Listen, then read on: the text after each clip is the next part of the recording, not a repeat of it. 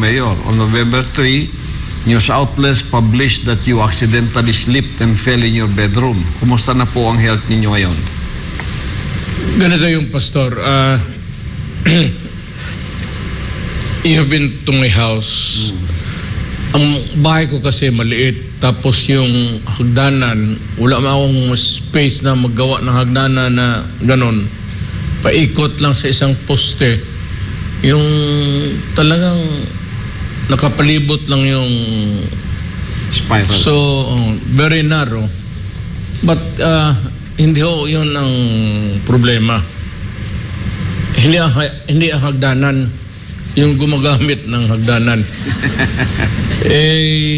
Alam mo, while I was going down, I was already talking to somebody over sa cellphone ko.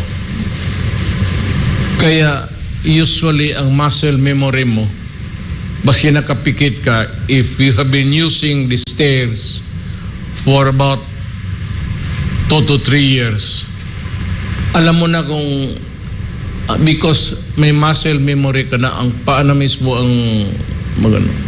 The problem is when you get to be matanda na, hindi masyadong maganda ang grip ng paa. Minsan ganon sa gitna, minsan dito, minsan tama lang. So I was talking to somebody and going down at the same time. So bigla lang akong nag-sleep, napaupo ako. Yun lang po, but my wife, si Hanilet, was worried about the incident, so she insisted on me going to the hospital for a x-ray. Baka may na raw dito sa likod or whatever. Pero sa awa ng Diyos, okay naman yung x-ray. Ang mali yung asawa ko.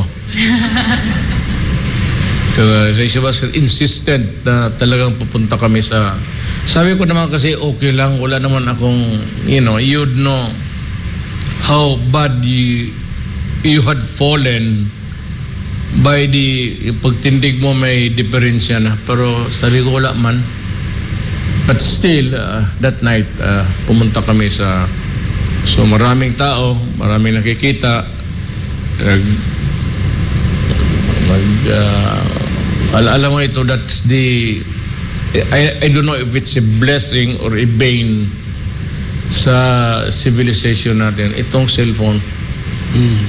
So hindi ka basta-basta makaano, pastor? You're always at the mercy of basikino. Kunan ka ng picture, sa ayaw mo at hindi. Lalo na sa akin, naging politiko ako. Hindi ko naman masabi na wag. So, kunin ka, baski lumalakad ka sa harap nila. Di, magawa ko na lang mag-smile. Ganon, pero ganon ang nangyari. So, nag-uusap na okay lang naman. Walang problema. Hindi na, kasi nakahawak naman ako. Sa Ray, isa lang problema, may kausap ako.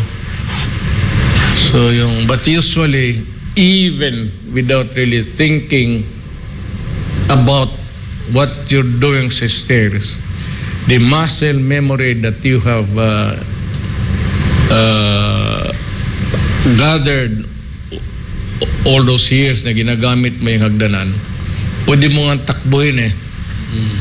But sometimes you are not really at it because you're busy. Nawawala yung kunting